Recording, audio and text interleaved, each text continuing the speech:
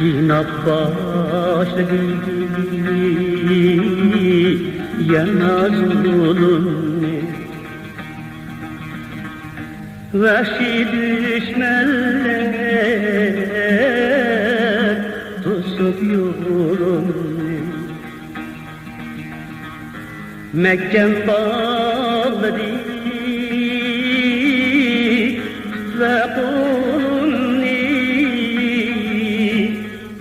haddini aştı bu cefaların Mekke'm bağladı ve kulunu haddini aştı bu cefaların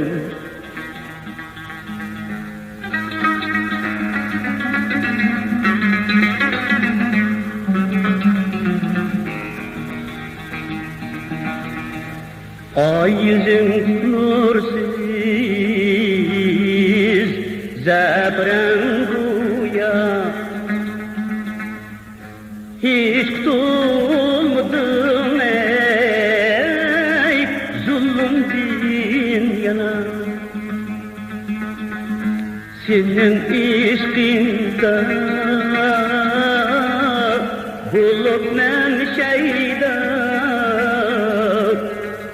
Minik güydeli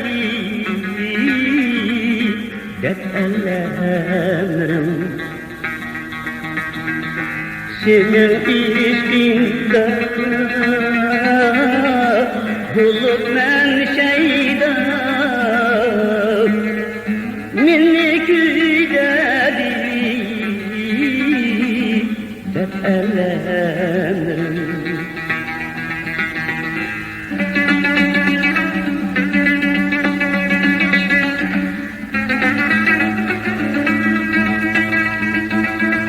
Mutellif derler, kaydır teleyim,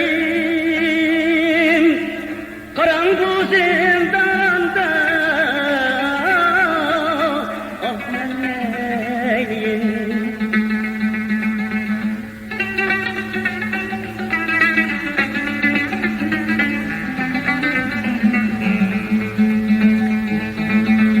Mutellif derler, kaydır teliyim, karangu zindanda, ah meleğim. Gece ve gündüz ulan